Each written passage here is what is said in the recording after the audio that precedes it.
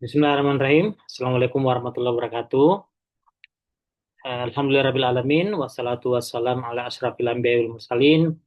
Sayyidina wa habibina Abil Qasimil Mustafa Muhammad sallallahu alaihi wa alihi wasallam wa ala ali tayyibin tahirin wa ala ashabil muntajabin. Amma ba'd. Eh, Bapak, Ibu, rekan-rekan mahasiswa-mahasiswi sekalian yang dimuliakan Allah Subhanahu wa taala.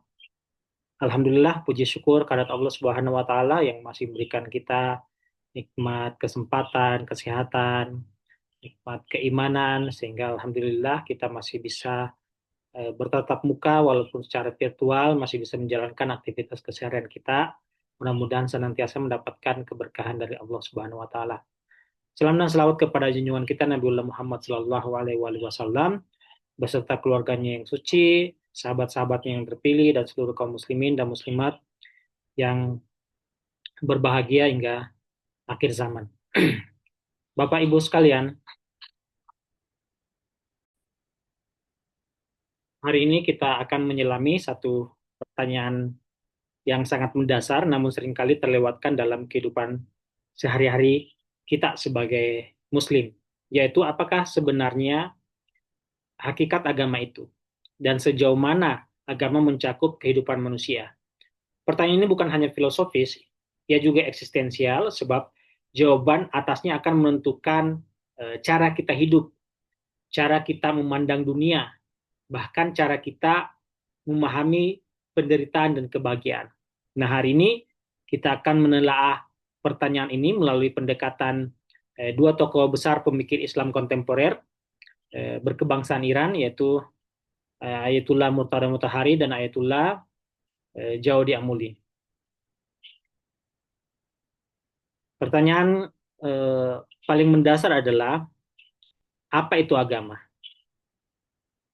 Sebelum kita membahas apa itu agama atau apa itu hakikat agama, pertanyaan ini bukan pertanyaan yang sepele, justru ini adalah pertanyaan yang fundamental. Kenapa? Karena kalau kita tidak tahu hakikat sesuatu, maka kita bisa salah memperlakukannya. Saya beri contoh sederhana. Bayangkan ada orang yang memegang pisau. Kalau dia tidak tahu bahwa pisau itu tajam dan bisa melukai, dia bisa menggunakannya sembarangan dan mencelakakan dirinya sendiri. Tapi kalau dia tahu hakikat pisau, fungsinya, bahayanya, batas penggunaannya, maka dia bisa menggunakannya dengan tepat. Mungkin untuk memasak, untuk menolong, bukan untuk merusak. Nah, agama juga begitu. Kalau kita tidak memahami hakikat agama, kita bisa jatuh pada dua kesalahan besar. Pertama, kita bisa menganggap agama itu hanya urusan ibadah pribadi. Kita anggap agama itu cuma soal sholat, puasa, zikir, dan selesai. Akibatnya, kita cuek terhadap urusan sosial. Kita tidak peduli pada keadilan. Kita merasa cukup menjadi orang baik tanpa harus berbuat apa-apa untuk masyarakat. Yang kedua, sebaliknya, jika kita salah, kita juga bisa salah dalam memanfaatkan agama. Menjadikannya alat kekuasaan, pembenaran untuk kekerasan, atau malah menutup ruang berpikir dan ilmu pengetahuan. Karena itu, memahami hakikat agama adalah langkah awal agar kita tidak keliru mengimani, menjalani, dan memperjuangkan agama. Nah, kalau lebih dalam lagi, kalau kita bicara dalam konteks akademik, terutama di studi Islam kontemporer, kita juga harus sadar bahwa agama sedang dipertanyakan, sedang diperebutkan maknanya, sedang digugat, dan sedang ditantang, dipertanyakan, diragukan. Ada yang bilang agama itu biang konflik, ada yang mengatakan agama sudah tidak relevan dengan zaman, ada yang mengusulkan agar agama cukup berada di rumah ibadah saja, tidak ikut campur tangan dalam urusan sosial politik. Nah, kita tidak bisa menjawab semua itu kalau kita sendiri tidak tahu hakikat agama. Kita harus bisa menjelaskan. apakah agama hanya kumpulan ritual, apakah agama hanya dogma, ataukah agama adalah sistem nilai dan jalan hidup yang menyeluruh. Disinilah kita perlu pendekatan filsafat, pendekatan tafsir, pendekatan teologis untuk menyingkap apa sebenarnya maksud atau tujuan Tuhan menurunkan agama. Jadi kita harus membangun pemahaman utuh. Jadi mengapa kita perlu membahas hakikat agama? Karena kita hidup di zaman di mana agama sedang dihadapkan pada banyak tantangan, baik dari luar maupun dari dalam umat sendiri. Kita tidak boleh menjadi generasi yang hanya mewarisi agama, tapi tidak memahami intinya. Kita harus menjadi generasi yang memahami, menghidupkan, dan membela agama dengan cara yang benar. Nah, dan itu semua dimulai dari satu pertanyaan. Satu pertanyaan besar, apa hakikat agama itu? Karena ketika kita berbicara tentang agama, tentang definisi agama, tentu tidak tunggal. Ia berbeda-beda tergantung sudut pandang yang digunakan.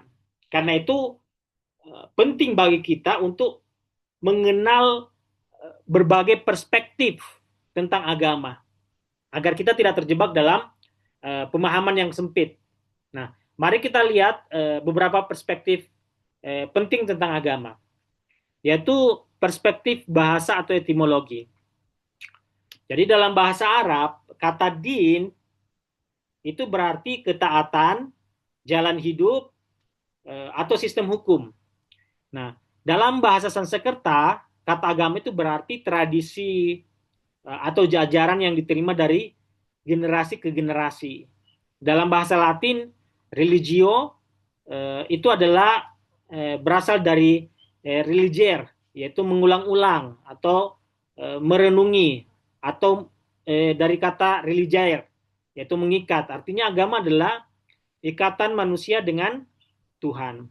Nah, inti dari semua ini,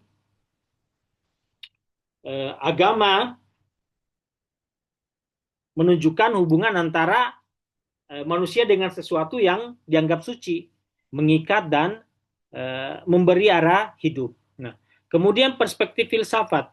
Filsafat mencoba memahami hakikat terdalam dari agama.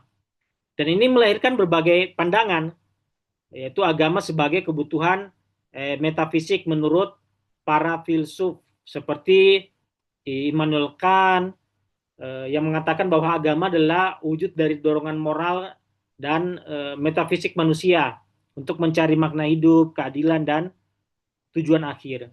Kemudian agama sebagai proyeksi, agama sebagai pencarian makna dan tujuan hidup. Tokoh ini seperti disebutkan oleh Ludwig Feuerbach dan Sigmund Freud yang melihat agama sebagai proyeksi kebutuhan batin manusia, semacam pelarian dari ketakutan atau kelemahan. Nah, pendekatan ini seringkali reduksionis, yaitu hanya melihat agama sebagai produk pikiran manusia, bukan realitas. Nah, apa yang mereka katakan tentang agama?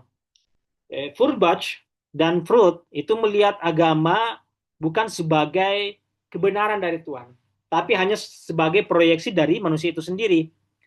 Feuerbach berkata, Tuhan itu sebenarnya cermin dari harapan dan cita-cita manusia. Karena manusia lemah dan terbatas, maka ia membayangkan ada sosok yang kuat, yang sempurna, yang kekal. Nah, sosok itulah yang dinamakan Tuhan. Jadi menurut Feuerbach, Tuhan itu ciptaan manusia, bukan sebaliknya. Jadi bukan manusia yang diciptakan Tuhan, tapi Tuhan itu diciptakan oleh manusia. Lalu Freud sebagai bapak psikoanalisis itu menilai bahwa agama itu seperti alat pelarian. Saat manusia takut, misalnya takut mati, takut pada alam, takut pada kehilangan, maka manusia menciptakan Tuhan sebagai sosok ayah besar yang bisa melindungi dan menenangkan dia. Jadi agama, kata Freud, itu adalah semacam ilusi kolektif. Orang percaya karena butuh, bukan karena agama itu benar. Nah, ini adalah cara pandang yang perlu kita kritisi. Karena kalau agama hanya dianggap sebagai pelarian, sebagai ilusi atau proyeksi, maka semua nilai-nilai kebenaran yang dibawa agama akan dianggap tidak objektif. Ya.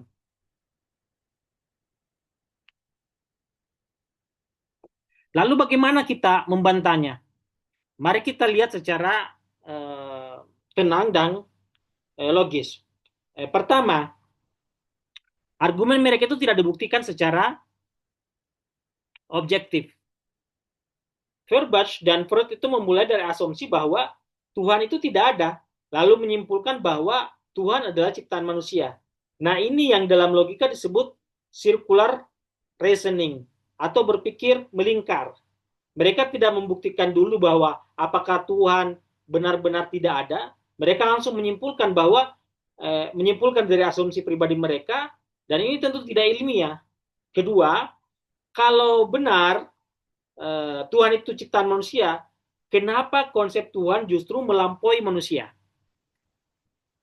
Coba perhatikan, dalam banyak agama, termasuk Islam, Tuhan itu digambarkan sebagai Tuhan tidak butuh siapapun, Tuhan tidak mati, tidak menyerupai apapun, maha tahu segala sesuatu secara bersamaan.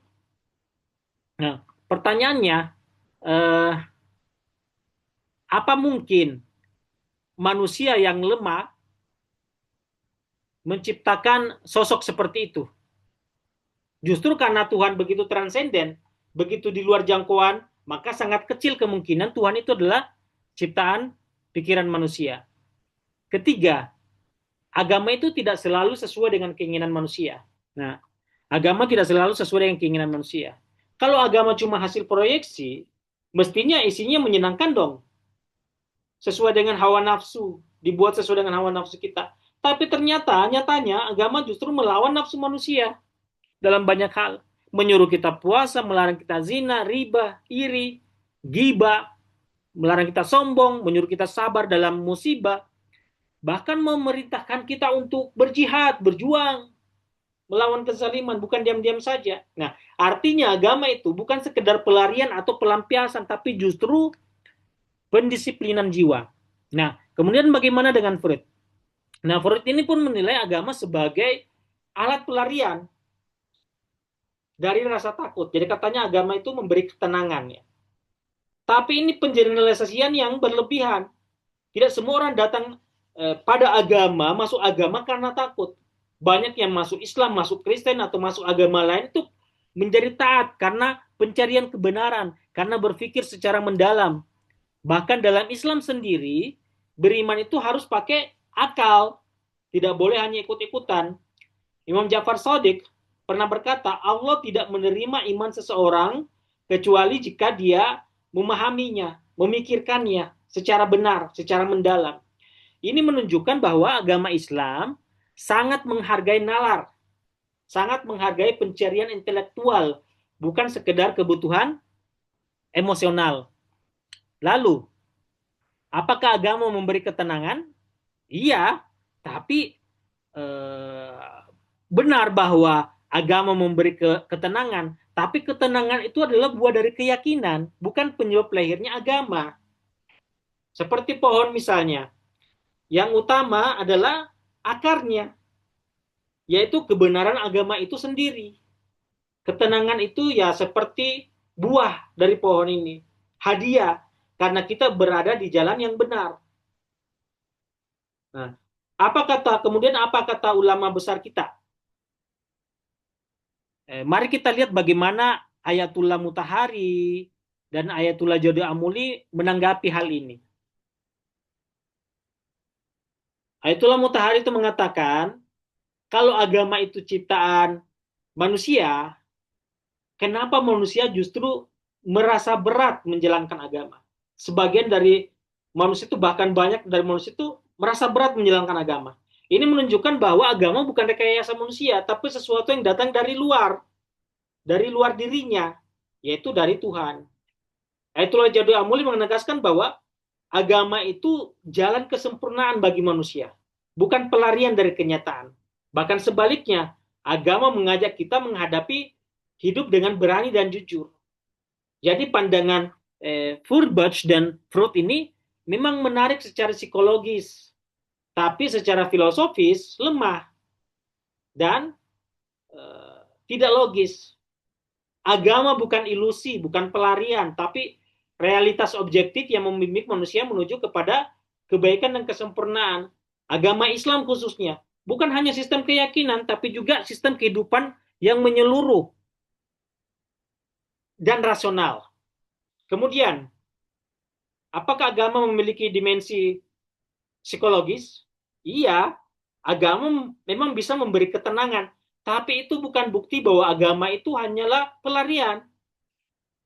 Jadi sudah dikatakan tadi, ketenangan itu adalah buah dari keyakinan, bukan dasar pembentukan agama. Jadi agama memberi jawaban terhadap kebutuhan rohani, kebutuhan moral, intelektual, dan eksistensial manusia. Bukan sekedar respon terhadap rasa takut atau lemah. Kemudian perspektif sosiologi. Seperti Emil Durkheim itu memandang agama sebagai sistem keyakinan dan praktik yang menyatukan suatu komunitas sosial.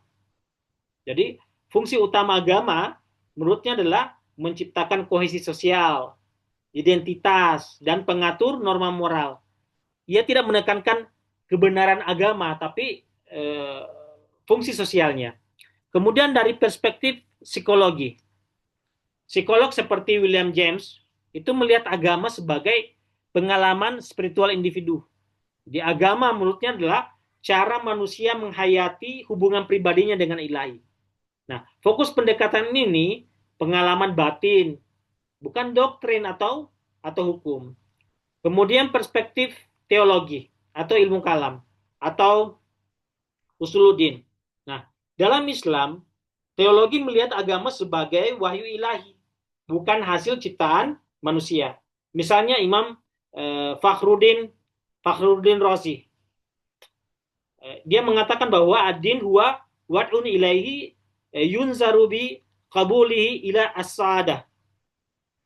Agama adalah sistem ilahi yang jika diikuti akan mengantarkan manusia pada kebahagiaan sejati, pada sa'adah. Artinya, agama berasal dari Tuhan, mencakup akidah, syariat, akhlak, dan tujuannya adalah menyempurnakan manusia secara rohani dan sosial. Kemudian perspektif Al-Quran tentang agama. Jadi perspektif Al-Quran juga menyampaikan pemahaman utuh secara memberikan pemahaman yang utuh tentang agama. Misalnya dalam surah Al-Bayyinah ayat 5. Dan mereka tidak diperintahkan untuk menyembah kecuali untuk menyembah Allah dengan ikhlas. Kemudian Ali Imran ayat 19. Inna dina indallahil Islam. Sesungguhnya agama yang benar di sisi Allah adalah Islam. Jadi agama menurut Al-Quran itu adalah bersumber dari Allah, mempunyai aspek keyakinan atau iman, ibadah atau syariat, kemudian akhlak yang berfungsi sebagai petunjuk hidup atau hudan linnas, hudan dan rahmat bagi manusia. Nah, dalam perspektif Al-Quran, agama bukan sekedar kumpulan hukum-hukum syariat atau ibadah-ibadah ritual. Agama adalah sistem petunjuk ilahi yang diturunkan untuk membimbing manusia mencapai kesempurnaannya, baik secara individual maupun sosial. Nah, kata kunci di sini adalah hudan atau petunjuk. Dalam Al-Quran kita sering membaca bahwa kitab ini adalah hudan, petunjuk. Tapi petunjuk untuk apa? Bukan petunjuk hanya untuk sholat dan puasa, tapi untuk seluruh kehidupan manusia. Mulai dari berpikir, mulai dari merasa, mulai dari memilih jalan hidup, hingga bagaimana membangun masyarakat dan negara. Ya. Sekarang kita akan bahas pandangan cendekiawan Muslim, itulah Murtada Mutahari tentang agama. Ya, menurut beliau, agama adalah sistem petunjuk ilahi yang mencakup seluruh aspek kehidupan manusia, dari keyakinan hingga tata masyarakat. Jadi menurut beliau agama bukan hanya urusan pribadi, tapi juga sosial, politik, dan intelektual. Ya. Kemudian dari Ayatullah Murtada Mutahari ini. Teman-teman pasti tahu semua beliau adalah seorang pemikir yang wafat, dibunuh, itu karena gagasannya itu terlalu hidup bagi mereka yang ingin agama tetap tidur, tetap mati. Ya, menurut Mutahari, agama adalah fitrah manusia. Ia tidak datang dari luar manusia, tapi muncul dari dalam jiwanya, seperti kebutuhan pada keadilan, pada cinta, pada kebenaran. Nah, dalam salah satu bukunya Insan wa Iman, eh, manusia dan keimanan, itulah Mutahari menyebut bahwa manusia secara fitriah itu butuh kepada sesuatu yang mutlak, yang abadi, yang tidak terbatas. Maka muncullah kebutuhan kepada Tuhan, dan karena manusia itu sadar akan keterbatasannya, ia pun membutuhkan petunjuk yang membimbingnya. Inilah yang kemudian disebut agama. Nah, apa fungsi agama menurut beliau? Yaitu menyempurnakan manusia. Agama tidak menolak rasio, tapi justru membimbing akal agar tidak tersesat, menghadirkan keadilan sosial. Agama bukan hanya urusan pribadi, ia harus menata masyarakat agar tidak timpang. Nah, melawan agama palsu itu penting. Beliau menekankan bahwa banyak bentuk agama hari ini itu telah dipalsukan, dijadikan alat kekuasaan, dilemahkan isinya, atau dijauhkan dari realitas sosial. Nah, Ayatullah Mutahari ini sangat keras menolak pemisahan agama dari politik dan kehidupan publik. Menurut beliau, Islam itu adalah agama yang aktif, bukan pasif.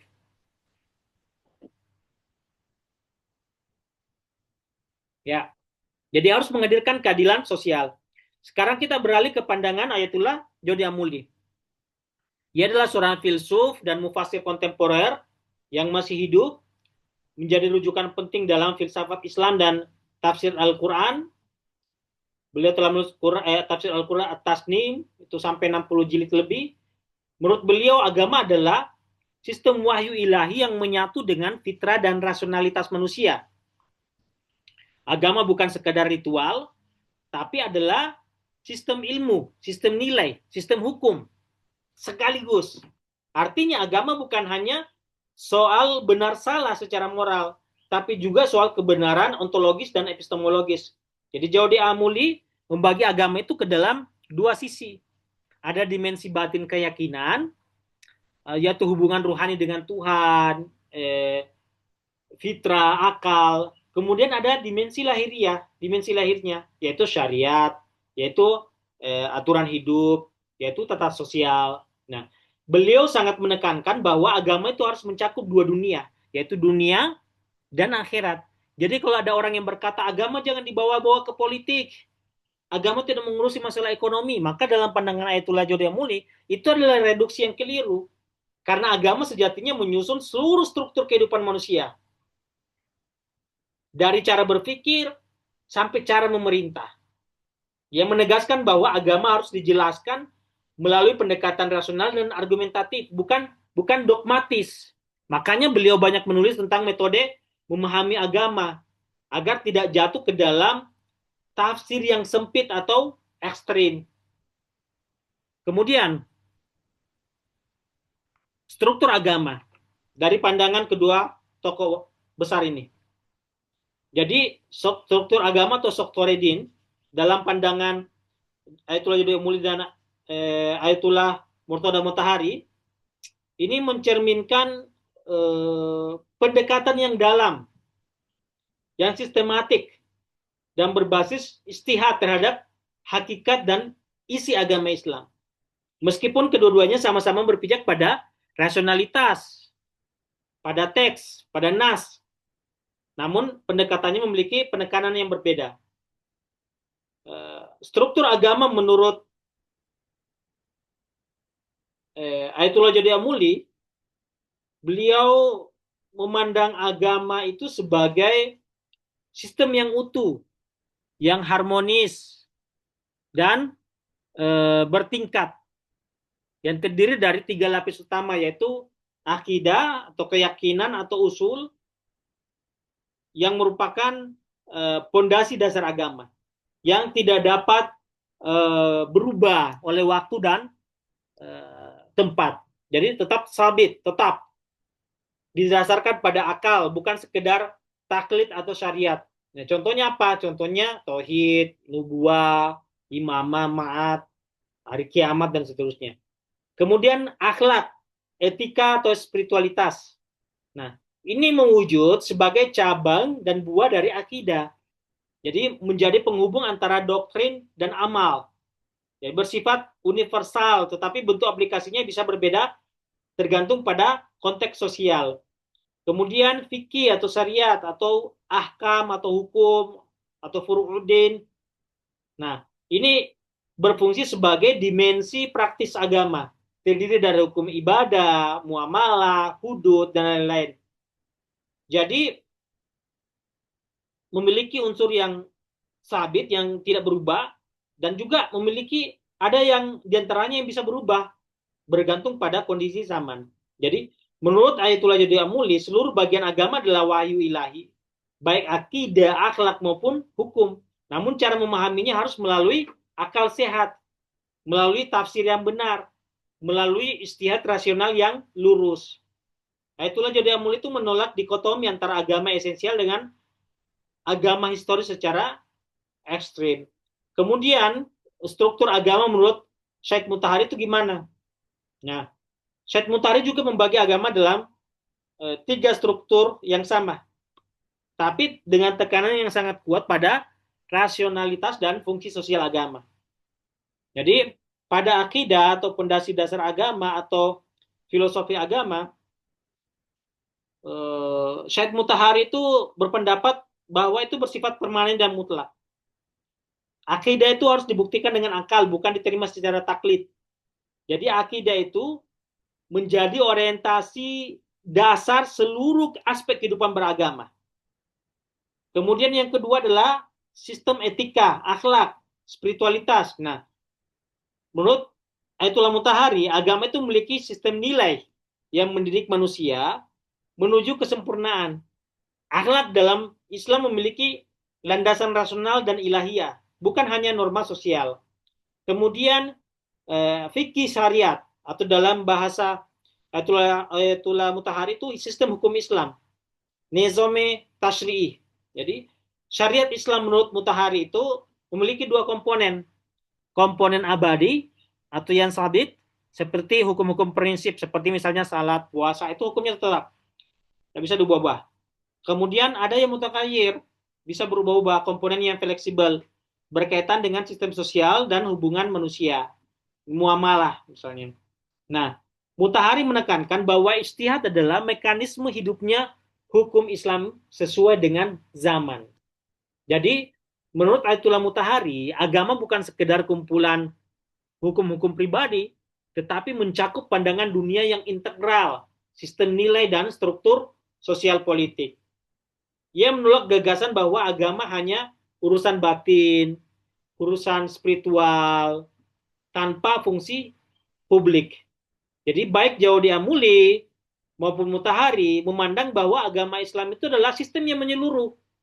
Sistem yang menyeluruh. Yang terdiri dari keyakinan yang rasional dan transenden, terdiri dari akhlak sebagai cermin spiritualitas dan kemanusiaan.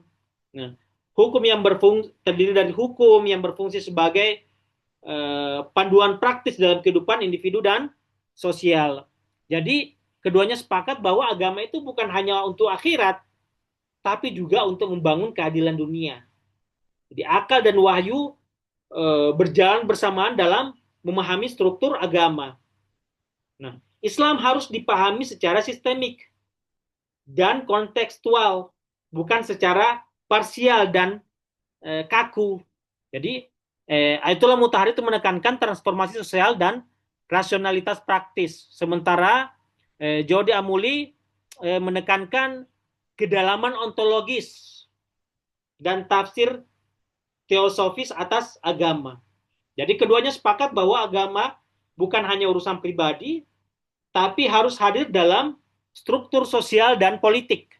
membimbing manusia menuju kesempurnaan dan menjadi sumber keadilan di tengah dunia yang terus berubah. Jadi ruang lingkup agama ini saya ingin memulai dengan mengajak kita semua berpikir sejenak, sebab kalau kita mendengar kata agama,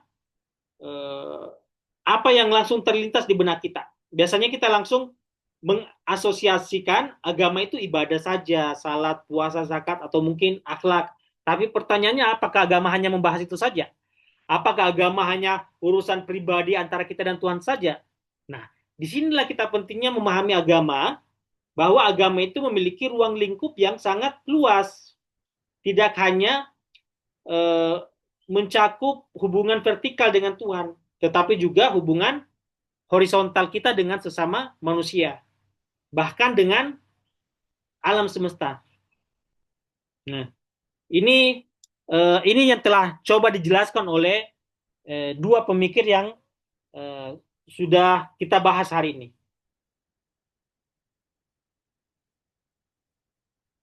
Kemudian kita sudah sampai pada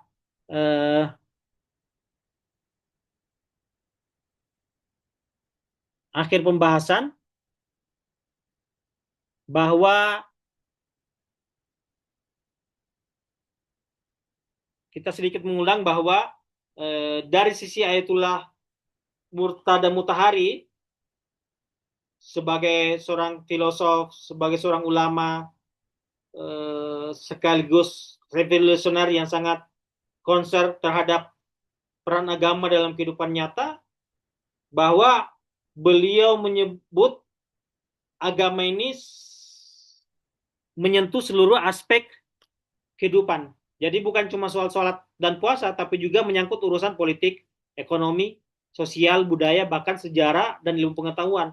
Jadi Mutahari mengatakan bahwa agama adalah sistem petunjuk dari Allah untuk membimbing manusia dari awal penciptanya sampai akhir tujuannya, yaitu kesempurnaan.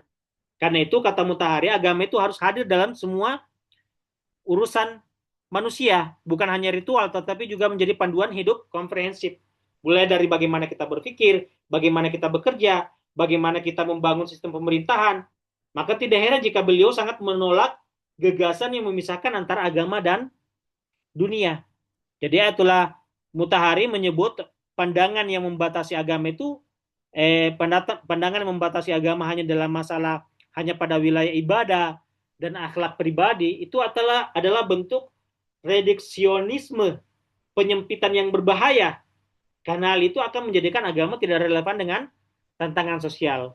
Jadi bagi beliau, Islam adalah agama yang sosial dan politis. Agama yang berbicara tentang keadilan, tentang perjuangan, melawan penindasan, tentang sistem ekonomi yang adil, bahkan tentang pemimpin yang sah menurut nilai-nilai ilahi. Nah, kemudian Ayatullah Jaude Amuli.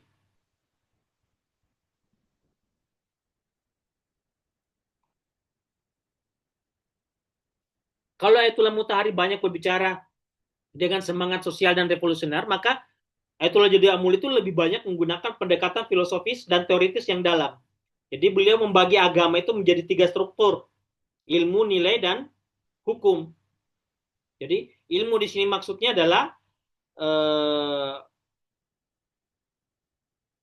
pengetahuan tentang realitas, tentang siapa manusia, siapa Tuhan, apa hakikat dunia ini. Sementara nilai adalah tentang apa yang baik, apa yang buruk, apa yang harus dilakukan atau dihindari. Sementara hukum adalah tentang aturan-aturan praktis yang mengatur tindakan manusia dalam kehidupan sehari-hari. Jadi Ayatullah Jaude Amuli juga menjelaskan bahwa agama tidak hanya untuk akhirat, tapi agama juga untuk dunia. Bahkan agama diturunkan agar kita bisa hidup benar di dunia. Dan itu yang akan membawa kita menuju atau mendapatkan kebahagiaan di akhirat. Jadi beliau membagi ruang lingkup agama ke dalam 3 lapisan besar. Akidah, menjelaskan tentang keimanan, tauhid, kenabian, dan hari akhir. Kemudian akhlak, membimbing manusia agar menyempurnakan jiwanya, membersihkan hatinya. Sementara fikih atau syariat, yaitu hukum-hukum Islam yang mengatur perbuatan lahiriah kita, baik dalam ibadah maupun dalam kehidupan sosial, politik, dan ekonomi. Jadi, kalau kita lihat secara menyeluruh, bagi Jody Amuli, agama itu mencakup penjelasan tentang hakikat wujud atau ontologi, cara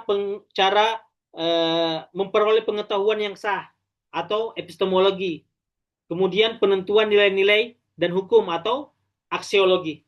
Jadi hingga membimbing kehidupan bermasyarakat dan bernegara. Jadi kesimpulannya teman-teman sekalian, dari penjelasan dua tokoh besar ini, kita bisa menarik benang merah bahwa agama Islam adalah sistem kehidupan yang menyeluruh. Ia tidak hanya membimbing, ia tidak hanya membimbing kita bagaimana kita sholat dan berdoa, tapi juga bagaimana kita berlaku adil, bagaimana membangun masyarakat, memilih pemimpin, mengatur ekonomi, menyikapi ilmu pengetahuan. Dan tugas kita sebagai mahasiswa, khususnya dalam studi Islam kontemporer, adalah mempelajari agama ini bukan secara sempit, tapi dengan pandangan yang luas, mendalam, dan kontekstual. Kita harus melihat bagaimana agama hadir sebagai kekuatan yang mampu menjawab persoalan zaman.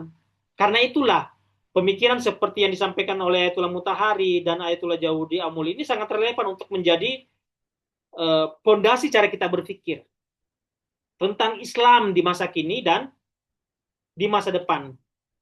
Ya, rekan-rekan sekalian, sampai di sini dulu penjelasan saya. Untuk pertemuan berikutnya, kita akan lanjutkan pembahasan dengan pembahasan tentang syubhat terhadap agama dan akar kemunculannya.